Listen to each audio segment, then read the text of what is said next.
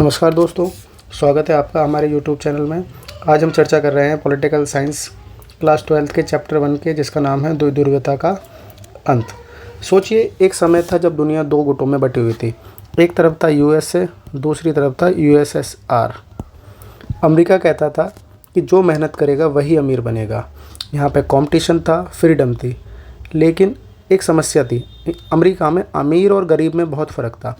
वहीं दूसरी तरफ था सोवियत संघ, जो कहता था सबको जॉब मिलेगी, सैलरी मिलेगी, चाहे व्यक्ति मेहनती हो या आलसी हो, सभी को न्यूनतम जीवन स्तर मिलेगा। न्यूनतम जीवन स्तर अर्थात सबको रोटी, कपड़ा, मकान, ऐसी ज़रूरत का सामान अवश्य सभी को मिलेगा। एक सिस्टम देता था आज़ादी, दूसरा सिस्टम देता था समानता। अमेरिका का मानना था हर इंसान को आज़ादी होनी चाहिए, व्यापार खुला होना चाहिए, लेकिन सोवियत संघ कहता था हर व्यक्ति को समानता मिले, समानता ज़रूरी है और सभी कुछ सरकार संभाले। धीरे धीरे ये पड़ोसी एक दूसरे से डरने लगे। उन्होंने सीधी लड़ाई तो नहीं की, लेकिन हर चीज़ में ये दोनों देश मुकाबला करने लगे।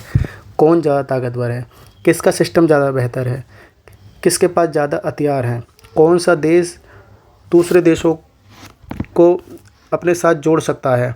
ये दोनों देश हर चीज़ में मुकाबला करने लगे। सोवियत संघ के कुछ समय बाद सोवियत संघ के अंदर समस्याएं बढ़ने लगीं। अब क्यों बढ़ने लगी, उनका कारण हम आगे देखेंगे चैप्टर में। और 1991 में सोवियत संघ का विघटन हो गया और वह 15 छोटे छोटे देशों में टूट गया। अब यहीं से हमारा चैप्टर शुरू होता है। अब हम पूरी दुनिया में जो है एक ही सुपर पावर बचता है, अमेरिका, और हमारा चैप्टर यहीं से शुरू होता है, जिसका नाम है द्विध्रुवीयता का अंत। बच्चों, ये कहानी सिर्फ दो देशों की नहीं है, ये कहानी उस बदलाव की है जिसने पूरी दुनिया की राजनीति बदल कर रख दी। तो चलिए शुरू करते हैं हमारा चैप्टर। सबसे पहले देखते हैं इस चैप्टर में हम क्या क्या पढ़ेंगे। हम ये जानेंगे सोवियत संघ का गठन किस प्रकार हुआ, सोवियत प्रणाली क्या थी, जिसे सोवियत सिस्टम भी कहते थे, सोवियत प्रणाली की राजनीतिक विशेषताएं क्या थीं, सोवियत संघ का इतिहास क्या था, किस प्रकार सोवियत संघ बना, ये जानेंगे। शीत युद्ध, कोल्ड वॉर क्या था, सोवियत संघ पर कोल्ड वॉर का क्या प्रभाव पड़ा, मिखाइल गोर्बाचोव के बारे में जानेंगे, इनकी नीतियों के बारे में हम चर्चा करेंगे। सोवियत संघ का विघटन किस प्रकार हुआ, सोवियत संघ के विघटन के क्या परिणाम हुए, शॉक थेरेपी के बारे में हम चर्चा करेंगे। और अंत में हम देखेंगे सोवियत संघ के विघटन का भारत की विदेश नीति पर क्या प्रभाव पड़ा, किस प्रकार भारत ने अपनी विदेश नीति को बदला। चलिए सबसे देखते हैं सोवियत संघ का गठन कैसे होता है। देखिए, सोवियत संघ का गठन 1917 में बोल्शेविक क्रांति, जो कि व्लादिमीर लेनिन के नेतृत्व में हुई थी, इसके बाद हुआ 1917 में। सन बहुत ज़रूरी है, याद रखेंगे। किस क्रांति के बाद हुआ? बोल्शेविक क्रांति। सोवियत संघ को अंग्रेजी में USSR कहते हैं, जिसकी फुल फॉर्म है union of Soviet socialist Republic. Soviet संघ में कुल मिलाकर 15 गणराज्य थे, यानी 15 अलग अलग देश थे। इनको मिलाकर सोवियत संघ का निर्माण किया गया था। सोवियत संघ का निर्माण गरीबों के हितों को ध्यान में रखते हुए किया। ये यहाँ पे बेसिकली गरीबों और मजदूरों को हितों को महत्वपूर्ण माना गया।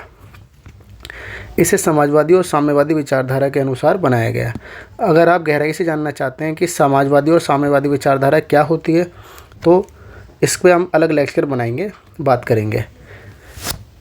ये देखिए, कैपिटलिस्ट और सोशलिस्ट सिस्टम। चलिए समझते हैं कि सोवियत प्रणाली क्या थी। रूस में 1917 की समाजवादी क्रांति के बाद सोवियत गणराज्य का निर्माण हो जाता है।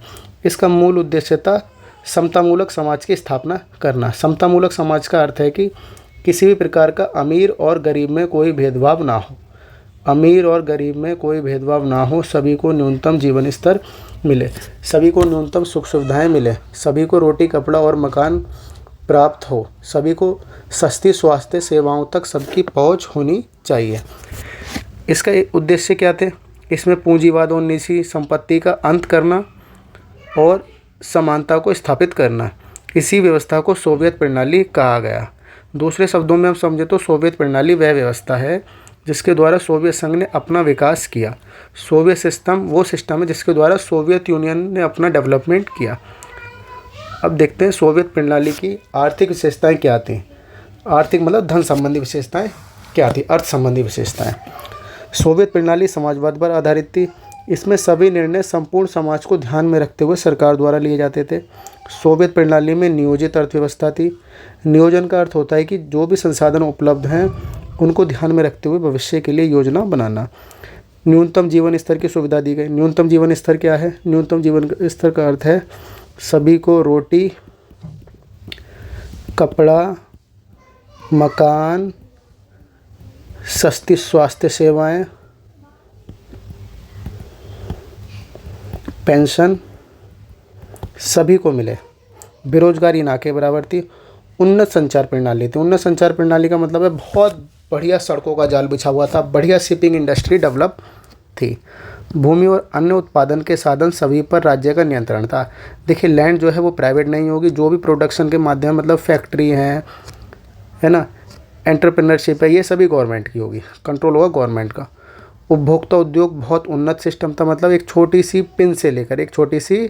पिन से लेकर बहुत बड़ी बड़ी कार जैसी वस्तुओं का उत्पादन भी यूएसएसआर कर रहा था। यूएसएसआर के पास ऊर्जा के बहुत विशाल संसाधन थे। इसमें खनिज तेल, लोहा, इस्पात बहुत प्रचुर मात्रा में उपलब्ध थे। आगे देखते हैं सोवियत प्रणाली की राजनीतिक विशेषता क्या थी। राजनीतिक विशेषता यहाँ पे केवल एक ही पार्टी का शासन था जिसका नाम था कम्युनिस्ट पार्टी। किसी अन्य राजनीतिक कोई अदर पॉलिटिकल पार्टी बनाने की कोई छूट नहीं थी। पूंजीवाद और निजी स्वामित्व मुक्त व्यापार का यहाँ विरोध किया जाता था। पूंजीवाद का, प्राइवेट प्रॉपर्टी का और फ्री ट्रेड का पूरी तरह से विरोध किया जाता था। आगे देखते हैं सोवियत संघ और शीत युद्ध। किस तरह से शीत युद्ध जो है शुरू होता है। 1945 में द्वितीय विश्व युद्ध जब सेकेंड वर्ल्ड वॉर ख़त्म होता है तो विश्व जो है दो महाशक्तियों का उदय होता है। एक होती है यूएसए और दूसरी होती है यूएसएसआर। दो महाशक्तियां होने की वजह से विश्व में शीत युद्ध का दौर शुरू हुआ। दरअसल शीत युद्ध एक ऐसा युद्ध था जो लोगों के मस्तिष्क में लड़ा गया है। इसमें कोई गोलियां नहीं चली हैं, लोग नहीं मारे गए हैं, युद्ध क्षेत्र में टैंक नहीं उतरे हैं।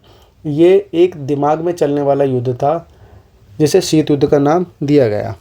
दोनों महाशक्तियां खुद को दूसरी महाशक्ति से अच्छा साबित करने की होड़ में लगी रहीं। सोवियत संघ पर शीत युद्ध का हम प्रभाव देखते हैं। सोवियत संघ ने शीत युद्ध को जीतने के लिए, उसमें बने रहने के लिए क्या क्या किया। उसने हथियारों के निर्माण पर बहुत अधिक खर्चा करना शुरू किया। बहुत भारी भारी हथियार बनाए, मिसाइलें बनाई, इंटरकॉन्टिनेंटल मिसाइलें बनाई, दूसरे महाद्वीप को मारने तक की मिसाइलें, जो ऐसी मिसाइलें, ऐसी परमाणु मिसाइलें जो दूसरे महाद्वीपों में जाकर हमला कर सकें। लेकिन वो इस होड़ में क्या हुआ, पश्चिमी देशों से पिछड़ गया। पश्चिमी देश कौन कौन से? यूएसए और यूरोप। इस चक्कर में उसका आर्थिक विकास धीमा पड़ गया, अर्थव्यवस्था रुक गई, विकास की गति धीमी हो गई और देश की मूल समस्याओं से ध्यान हटकर केवल युद्ध में ही लगा रहा। अब ये सब तो चल ही रहा था। इसी दौरान यूएसएसआर में एक नए नेता का उदय होता है जो थे मिखाइल गोर्बाचेव। वो देख रहे थे कि जो है रसिया की अर्थव्यवस्था जो है यूएसएसआर की अर्थव्यवस्था ख़राब हो रही है, तो इसको सुधार करने के लिए वो दो नीतियां लेकर आते हैं, जिसमें से एक का नाम था ग्लासनोस्त, दूसरी पेरेस्ट्रोइका। ग्लासनोस्त अर्थात खुलापन, पेरेस्ट्रोइका अर्थात पुनः संरचना। तो इसके आधार पर इन्होंने जो सुधार किए उसमें देखते हैं क्या राजनीतिक और आर्थिक सुधार करे। राजनीतिक सुधार के रूप में उसने लोकतंत्र को बढ़ावा दिया, प्रेस को स्वतंत्रता दी। पहले जो प्रेस सरकार के खिलाफ नहीं बोल सकती थी, अब वो सरकार के खिलाफ बोल सकती है। सरकार के खिलाफ लोग अपनी जो है विचारधारा को रख सकते हैं, अपने विचारों को रख सकते हैं। पहले ये पॉसिबल नहीं था, लेकिन मिखाइल गोर्बाचेव के आने के बाद ये पॉसिबल हुआ। उन्होंने अफ़गानिस्तान में जो यूएसएसआर की सेना थी और पूर्वी यूरोप में जो यूएसएसआर की सेना थी उसे वापस बुला लिया। जर्मनी के एकीकरण में सहायता करी। आर्थिक सुधार क्या करे? आर्थिक सुधार में हथियारों की जो होड़ लगी हुई थी यूएसए से, उस पर रोक लगा दी। आर्थिक विकास को बढ़ावा देने का प्रयास किया और निजीकरण को बढ़ाया। अब देखा जाए तो ये जो है अब ये पूंजीवादी मॉडल, कैपिटलिस्ट मॉडल को अपना रहा है, पूंजीवादी मॉडल को अपना रहा है अब धीमे धीमे। कौन? यूएसएसआर। अब इसी बीच यूएसएसआर का विघटन भी होता है, टूट जाता है। गोर्बाचोव जिसने सोवियत संघ में सुधार लाने की कोशिश करी, उनके प्रयास पूरी तरह से असफल रहे। वो लोग जो सुधार को चाह रहे थे वो कह रहे थे सुधार बहुत धीमे धीमे हो रहा है, और जो लोग सुधारों का विरोध कर रहे थे वो तो अंत तक सुधारों के विरोध में ही रहे। इस वजह से गोर्बाचोव को जो किसी का समर्थन नहीं मिल पाया, ना तो उनका जो सुधारों का सपोर्ट कर रहे थे वो कह रहे थे सुधार बहुत धीमे हैं, और जो सुधारों के विरोध में थे वो तो मिखाइल गोर्बाचोव के विरोध में ही रहे। और इस तरह से 1991 तक सोवियत संघ का पूरी तरह से विघटन हो गया। ये देखो किस तरह से सोवियत संघ टूटा पड़ा है और 15 नए देशों का उदय हुआ। अब सोवियत संघ के विघटन के क्या क्या जो है परिणाम हुए। सोवियत संघ के विघटन के साथ ही कोल्ड वॉर समाप्त हो गया, अमेरिकी वर्चस्व की शुरुआत हुई। अब बाईपोलर से दुनिया यूनिपोलर की तरफ बढ़ने लगी, मतलब दुनिया में एक ध्रुवीयता अर्थात अमेरिका का वर्चस्व स्थापित हो गया, क्योंकि यूएसएसआर का विघटन हो गया तो हथियारों को होड़ भी उसी के साथ समाप्त हो गई। सोवियत संघ का अंत हुआ और 15 नए देशों का उदय हुआ। संख्या याद रखनी है, 15 नए देशों का उदय हुआ। रूस सोवियत संघ का उत्तराधिकारी बना, समाजवादी विचार को झटका लगा, पूंजीवादी विचारधारा को बल मिला। रूस में ही कम्युनिस्ट पार्टी को जो है प्रतिबंध लगा दिया। सोवियत संघ से आज़ाद देशों ने लोकतंत्र और पूंजीवाद को अपनाया। जो 15 देश जो रूस से जो जिनका यूएसएसआर से विघटन हुआ था, अब वो साम्यवाद की ओर ना जाकर लोकतंत्र और पूंजीवाद की ओर गए।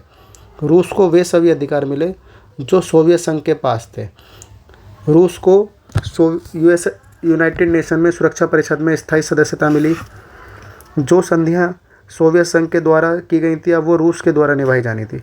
परमाणु संपन्न राज्य का दर्जा भी रूस को मिला। अब देखो ये पोस्टर क्या बता रहा है हमें, रसिया सक्सेसर ऑफ यूएसएसआर, ये पुतिन।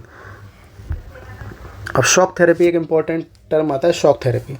शॉक थेरेपी का अर्थ होता है आघात पहुंचाकर उपचार करना, मतलब तुम्हें चोट तो लगेगी लेकिन तुम्हारी समस्या का परमानेंट इलाज होगा, यही शॉक थेरेपी थी।